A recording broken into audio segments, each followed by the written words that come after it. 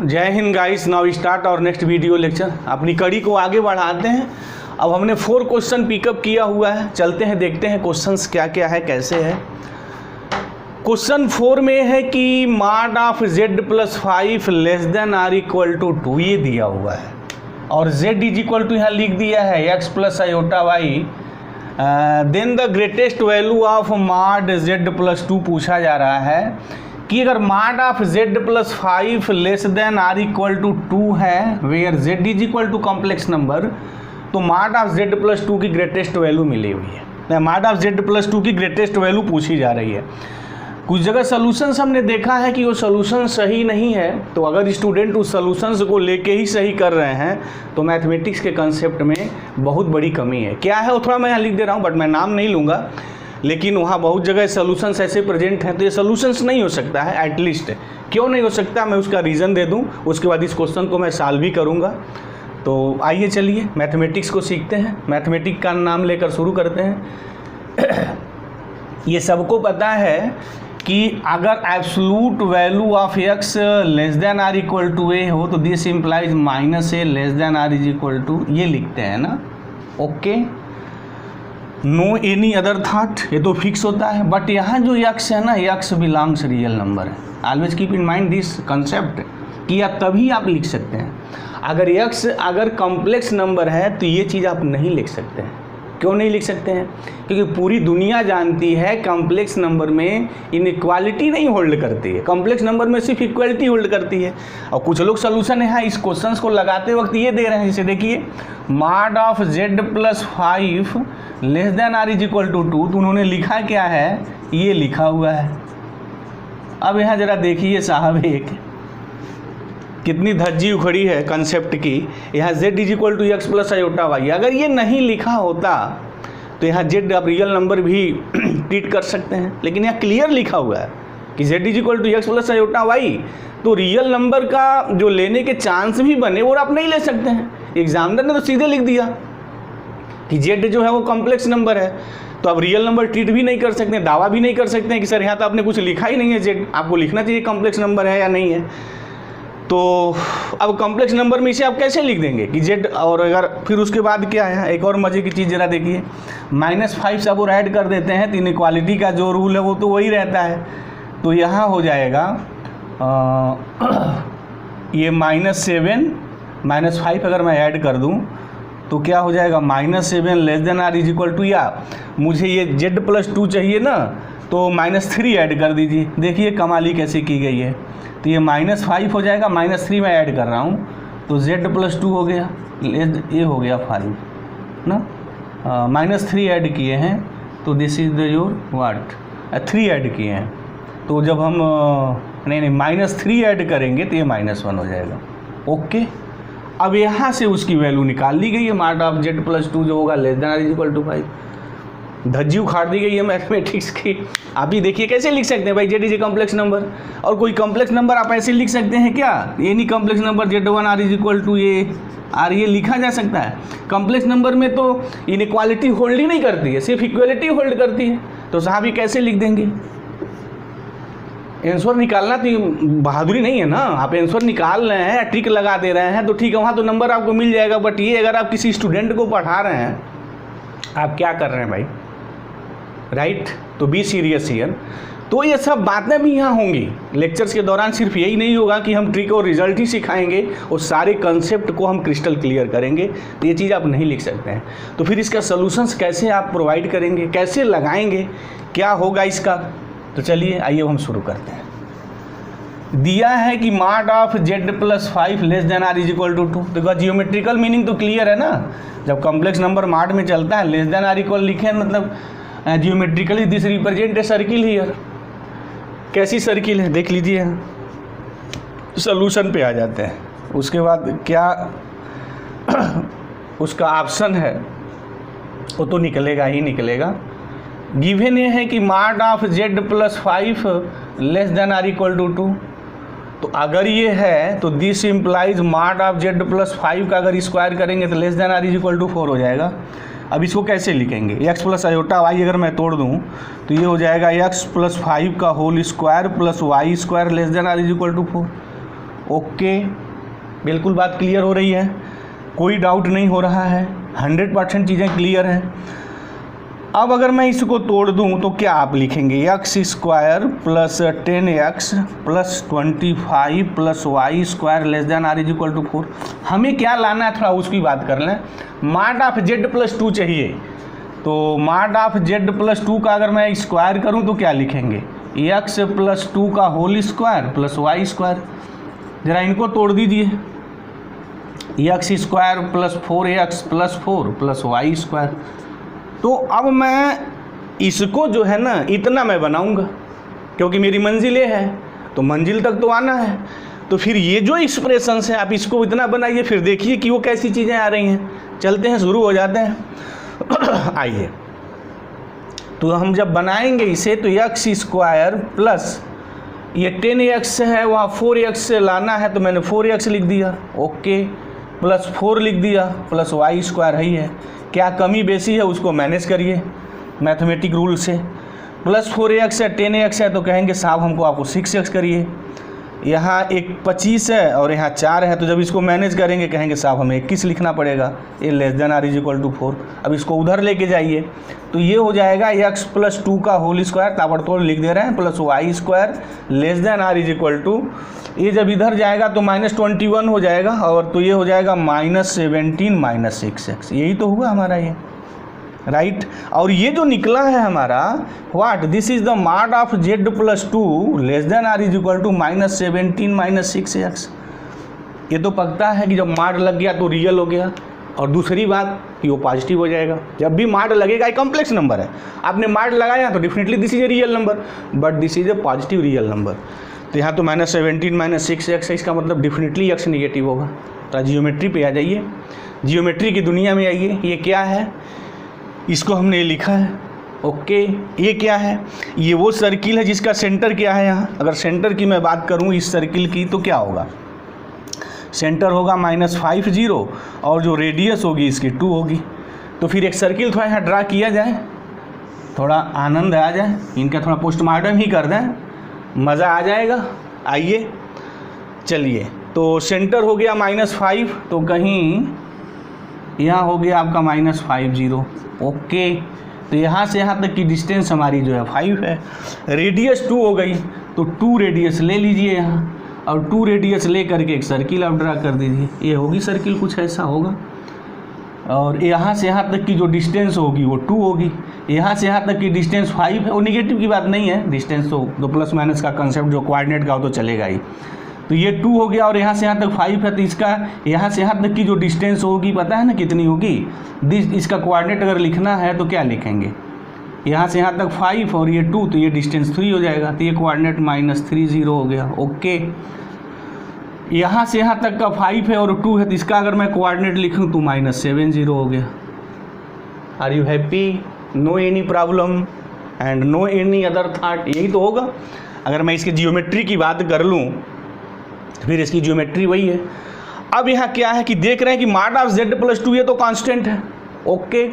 यहाँ x है, x पे डिपेंड करता है। अब x जैसा मैक्सिमम मिनिमम होगा ये मैक्सिमम मिनिमम होगा। बात बिल्कुल क्लियर हो गई आपको, नो एनी प्रॉब्लम। अब देखिए ना, माड ऑफ जेड प्लस 2, सारी यहाँ स्क्वायर है ना, दिस स्क्वायर -17 -6x। अब x जो मैक्सिमम मिनिमम वैल्यू रखेगा उसके अकॉर्डिंग मैक्सिमम मिनिमम होगा। तो चलिए देखिए x की मिनिमम वैल्यू क्या है, x की जो यहाँ वैल्यू जो वेरी करता है वो यहाँ से लेके यहाँ तक वेरी करता है। तो x कहाँ से कहाँ तक आएगा भाई, x का यहाँ जो कोऑर्डिनेट है, ये जो वैल्यू है हमारी वो -3 है और यहाँ -7 है।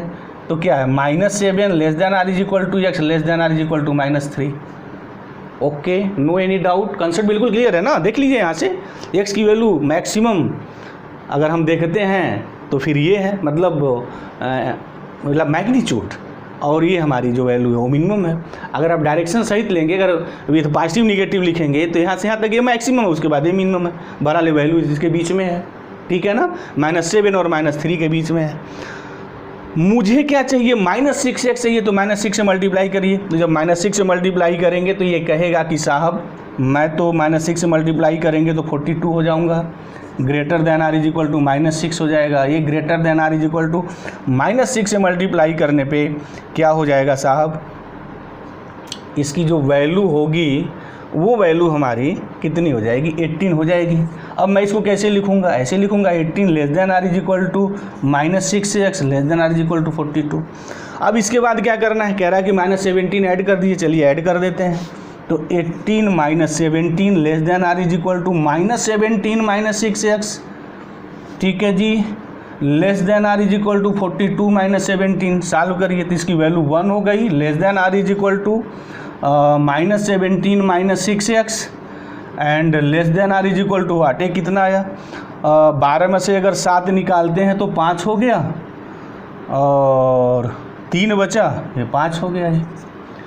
ओके, इसकी मीनिंग क्या हो गई कि इसकी जो मैक्सिमम वैल्यू है less than or is equal to 25 हो गई। ओके, बिल्कुल क्लियर, नो एनी डाउट। इसको ध्यान से उतार भी लीजिए क्योंकि मैथमेटिक्स भी सीखिए साथ साथ, बाकी इसका सिलेक्शन तो दिस इज द इसका बाई प्रोडक्ट है, बार बार ये कहते रहते हैं। तो इसकी जो मैक्सिमम वैल्यू है less than or is equal to 25, तो इसकी जो मैक्सिमम वैल्यू कितनी होगी, मैं लिख सकता हूँ अब ताबड़तोड़, this implies mod of z+2 square less than or is equal to 25। तो mod of z+2 less than or is equal to 5 ये होगा। And this is the process to solve such type of the questions. ये actual में जो है ना process है, बाकी वो तो आप देख ही रहे थे जो सॉल्यूशंस प्रोवाइड किए जा रहे थे। हाँ ठीक है, उससे आपका ऑप्शन निकल गया, बट आप टीचर बनने जा रहे हैं ना, आपका तो कंसेप्ट क्रिस्टल क्लियर होना चाहिए। तो कंसेप्ट क्रिस्टल क्लियर के लिए सब चीज़ें आपको जाननी पड़ेगी, इसलिए हमारे साथ आप बने रहिए और वीडियो लेक्चर से को सीरियसली वॉच करिए। तो mod of z+2 less than or is equal to 5, तो अब तो बस रस्म अदायगी रह गई है साहब। ये 3 सही है, बाकी सब तो पता ही है ना, उड़ जाना है। चलिए क्वेश्चन नंबर 4 हो गया। और प्रॉपर वे इसका सॉल्व का क्या है, मुझे उम्मीद है आपने इसको सीखा होगा। अब नेक्स्ट क्वेश्चन पे आते हैं, वहाँ देखते हैं क्या है, उसमें क्या कंसेप्ट और लॉजिक छुपी हुई है। और इस टाइप का अगर क्वेश्चन आए ना तो इसको आप लास्ट में लगाइए, ये मेरी आपको सलाह है, क्योंकि ऐसे क्वेश्चन थोड़े टाइम लगेंगे आपको। तो कुछ क्वेश्चन हैं, उसके बारे में भी एक वीडियो लेक्चर में बनाऊंगा, मैं बताऊंगा कैसे क्वेश्चन उसको आप लास्ट में सॉल्व करें, कैसे क्वेश्चंस को पहले सॉल्व करें, क्योंकि बिना स्ट्रेटजी के ना कोई जंग नहीं जीती जा सकती है। बिना कोई प्लान और स्ट्रेटजी के अगर जंग का ऐलान करता है तो उसका हश्र जो है ना सिर्फ हार ही होगी और दूसरी कुछ नहीं हो सकती है। तो वो भी एक वीडियो लेक्चर से बताएंगे कैसी स्ट्रेटजी आपको बनानी पड़ेगी। चलिए 3 पे आते हैं। 3 क्या कह रहा है, इसके लिए मैं कुछ यहाँ रिजल्ट लिखूंगा, वो बड़ा इंपॉर्टेंट रिजल्ट है, अक्सर वो भी पूछा जाता है, ये भी पेटेंट क्वेश्चन ही है। कह रहा है if A cap and B cap are 2 unit vectors, यहाँ यूनिट वेक्टर से दे दिया गया है, ठीक है, ये कीवर्ड्स हैं, ध्यान देने चाहिए। और इनके बीच की एंगल कह रहा है 30 डिग्री है टू ईच अदर, ठीक है, वो लैंग्वेज की बात है तो लिखेगा ही। Then mod of A cap plus B cap पूछा जा रहा है किसके इक्वल हो रहा है। चलते हैं देखते हैं। एक यहाँ रिजल्ट है, ध्यान दीजिए, रिजल्ट वो ये है कि किसी वेक्टर ए का मॉड का स्क्वायर हम ए ऐसे भी लिखते हैं और इसको ऐसे भी लिखते हैं, सबकी मीनिंग एक होती है, ऑलवेज कीप इन माइंड। और जब मॉड वेक्टर का दिया हो ना तो आपको मेरी एक सलाह है, जब भी इस टाइप का क्वेश्चन लगा रहे हो ना तो मॉड को पहले आप स्क्वायर करिए। क्या पूछा जा रहा है डजन मैटर, कोई मैटर नहीं है, पहले उसको आप स्क्वायर करिए। जैसे यहाँ देखिए हम भी स्क्वायर करने जा रहे हैं। Mod of A cap plus B cap का अगर मैं यहाँ स्क्वायर कर दूँ तो फिर क्या आएगा, फिर यही मतलब है a cap plus B cap dot a cap plus B cap, यही इसका मतलब होता है। तो अगर मैं इसको ताबड़तोड़ अगर लिखूं तो फिर ये आएगा, इस स्तर के लिए ताबड़तोड़ ही बात हो जाएगी, राइट। और यहाँ हो जाएगा 2 दिस, ये 1 हो गया, ये 1 तो ये 2 हो गया प्लस 2, इसका मतलब होगा मॉड ऑफ ए कैप, पता है ना, mod of B cap cos theta A dot B is equal to, तो ये हो गया 2 + 2 कास 30, और कास 30 पता है ना √3/2 होता है, तो ये कैंसिल हो गया, √3 + 2 हो गया। अब यहाँ अगर ऑप्शन देखेंगे तो आपका दिमाग घूमने लगेगा, √3/2 कहीं नहीं है। अब यहाँ ज़रा देखिए, जब आप ये लगाए हैं तो mod of A cap plus B cap का जो स्क्वायर है वो √3 + 2 है। अब जब स्क्वायर हटाएंगे तो फिर ये √1/2 हो जाएगा। इस टाइप का यहाँ कोई ऑप्शन नहीं प्रेजेंट है, यानी एग्जामिनर ने ऑप्शन में भी गेम खेली है। और पीजीटी वालों का अब ट्रेंड हो गया है, कुछ जो हाई लेवल मैथमेटिक्स से कंपटीशन है ना, कुछ क्वेश्चन उसके अकॉर्डिंग वो सेट कर रहे हैं कि अब वो क्वेश्चन तो सीधा सवाल पूछे बट वो ऑप्शन में आपको घुमाने लगे। अब तो फिर चक्करघन्नी की तरह घूमिए आप, घूमना नहीं है। जब भी ऐसा कोई पावर मिल जाए ना तो सोचना है, जैसे 1/2 मिला तो क्या है, किसी का स्क्वायर है, ये सोचना होगा आपको। तो ये स्क्वायर आपको मिलेंगे ही। देखिए ये एक्चुअल में अगर मैं इसका है स्क्वायर कर दूं, ये इसका स्क्वायर है, इस स्क्वायर तो 3 + 1 + 2√3 और ये हो गया 4 + 2√3। ओके यानी 4 + 2√3 अगर आपके पास है तो हम ये बात लिख सकते हैं। तो क्या मैं इसको लिख सकता हूँ या नहीं, बना सकता हूँ, नहीं पक्का बना सकते हैं। तो मैथमेटिक्स का कमाल है, क्या करना, 2 से मल्टीप्लाई करिए, डिवाइड करिए, कहेगा साहब हम बन जाएंगे। देखिए हो गया ये। अब स्क्वायर कर दीजिए इनका, तो ये हो जाएगा किसका, √3 + 1 का ये होल स्क्वायर हो जाएगा, यहाँ /2 हो जाएगा, ये 1/2 हो जाएगा। अब ये स्क्वायर और 2 पता है ना कैंसिल हो जाएगा, तो √3 + 1 /√2 हो जाएगा। ओहो अब ये हो गया। देखिए यानी यहाँ ऑप्शन में गेम खेली गई है। तो अब पीजीटी वालों का थोड़ा ट्रेंड बदल रहा है, वो ऑप्शन में कुछ क्वेश्चन में गेम खेल रहे हैं, तो वहाँ ध्यान देना है। लगाने के बाद भी आप टिक नहीं कर पाएंगे। तो जहाँ अब भी ऐसी कोई चीज़ √3 की आती है, √4 की है, √6 आए, √7 आए, तो बात हमेशा आप ध्यान दीजिए, वो किसी न किसी का स्क्वायर बनेगा, या हो सकता है कहीं क्यूब वाला क्वेश्चन आपसे बना के सेट करके पूछ दिया जाए। तो ये ऑलवेज कीप इन माइंड। तो जब ये चीज़ें आप लगाए रहेंगे ना तब एग्ज़ाम हॉल में क्लिक करेगा, अदरवाइज़ नहीं कर सकता है। तो यही उद्देश्य था हमारा इस क्वेश्चन को उठाने का, अदरवाइज का कोई रीज़न नहीं था। रीज़न बस जो ऑप्शन में जो गेम खेली गई है उस ऑप्शन को क्लियर करने के लिए हमने इस क्वेश्चन को उठाया था। तो मुझे उम्मीद है क्वेश्चन भी क्लियर हो गया होगा पूरी लॉजिक और कंसेप्ट के साथ। क्वेश्चन नंबर 2 देखते हैं। ये भी क्वेश्चन पीजीटी वालों का पेटेंट है। डोमेन तो पूछते हैं, रेंज भी पूछते हैं, बहुत सारे क्वेश्चन आते हैं उनके कि फंक्शन दे देते हैं और पूछते हैं साहब बताइए कि डोमेन और रेंज क्या है। तो देखिए डोमेन और रेंज क्या है यहाँ। अच्छा और डोमेन क्या देंगे, कभी लाख का देंगे, कभी इसका कर देंगे, कभी उसका कर देंगे, यही सब तो बदमाशी करते रहते हैं ना। डोमेन में यही सब पूछा जाता है। एक फंक्शन दे दिया गया और आपसे डोमेन पूछा जा रहा है कि साहब डोमेन बता दीजिए क्या होगा। तो अंडर रूट में दिए हैं तो सबको पता है, जब वो अंडर रूट में देंगे तो फिर इमेजिनरी नहीं होना चाहिए। इसका डोमेन पूछे हैं तो ये कब डिफाइंड होगा, 2x - 5 raised to the power x greater than or equal to 0। इसका मतलब हमें ये लिख सकते हैं, ये होना चाहिए। तो फिर x क्या क्या हो सकता है। अच्छा = 0 कब होगा, जब x मैं 0 लिख दूँ, ठीक राइट, तभी ना 0 होगा। और ये कब डिफाइंड होगा, <0 नहीं होना चाहिए, यानी x 0 होना चाहिए और x greater than 0 होना चाहिए। ये दोनों के लिए डिफाइंड होगा। x 0 लिखेंगे तब भी है और x greater than 0 है तब भी है। तो यहाँ ऑप्शन इल्यूमिनेशंस भी आपको समझना पड़ेगा। जैसे यहाँ देखें तो 1 और 3 ऑप्शन में =0 नहीं है, तो ये कैंसिल हो गया ना। ये भी एक प्रोसेस जो है ना, लूप होल है MCQ का, ध्यान देने का। वो कैंसिल कर देते हैं, इल्यूमिनेट कर देते हैं। अब बचा 2 और 4। अब उसके लिए देखते हैं क्या सही हो सकता है। अगर x greater than 0 लिखेंगे तो बर्बाद हो जाएंगे। क्यों बर्बाद कर देंगे, क्योंकि जब x greater मान लीजिए 2 यहाँ लिख दें अगर आप, तो 25 हो जाएगा, 4 हो जाएगा, तो 4 - 25 निगेटिव हो जाएगा। और अंडर रूट के अंदर अगर निगेटिव गया तो फिर तो बहुत बदमाशी करेगा, कहेगा साहब हम तो इमेजिनरी हो जाते हैं। और real analysis real valued functions के लिए इमेजिनरी होना नहीं है। तो फिर x greater than 0 का जो माया जाल वो लिख ही नहीं सकते हैं, ऐसे ऑप्शन एलिमिनेट हो गया। बट यहाँ भी आप देख सकते हैं तो 2/5 = 0 तब आएगा जब x 0 हो, और 2/5 x greater than 0 है आपका। तो x कोई भी वैल्यू लिखें तो यहाँ तो आपकी वैल्यू आ जाएगी, this is the greater than 0 या नहीं, सारी यहाँ ग्रेटर देन 1 है ना।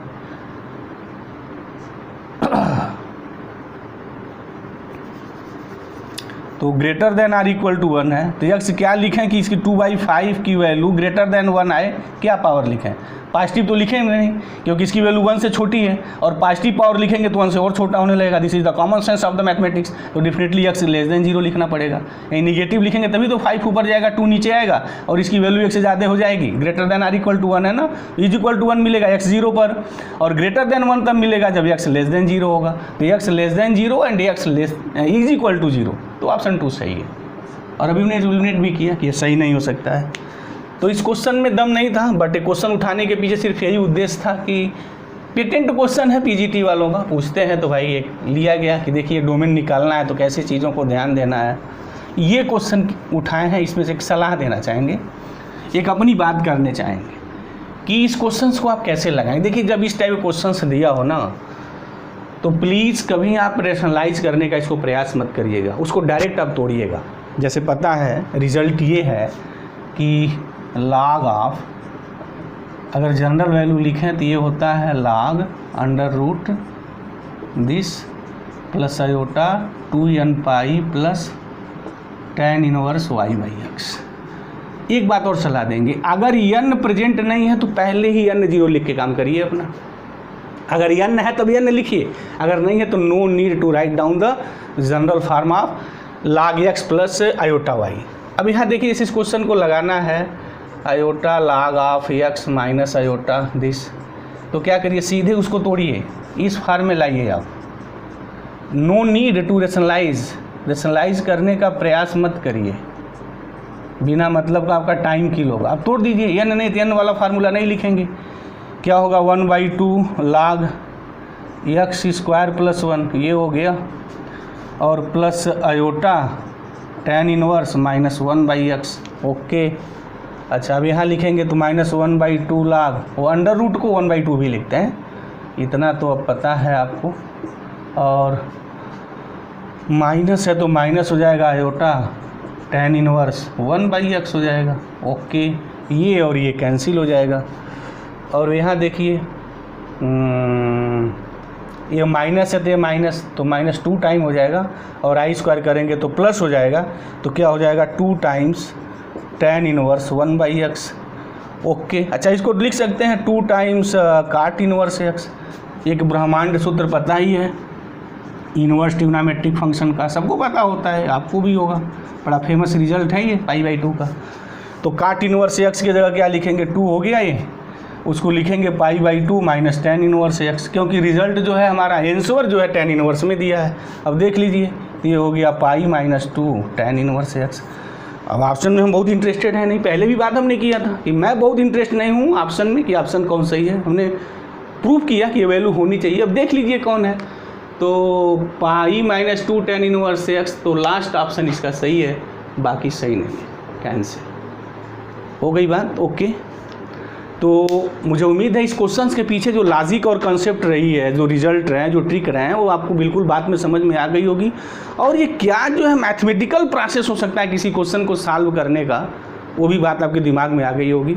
उसके बाद भी अगर आपको कोई डाउट है तो कमेंट बॉक्स में जाइए, कमेंट करिए, हम स्वागत करते हैं, उसका जवाब देंगे। तो थैंक यू गाइस, जय हिंद।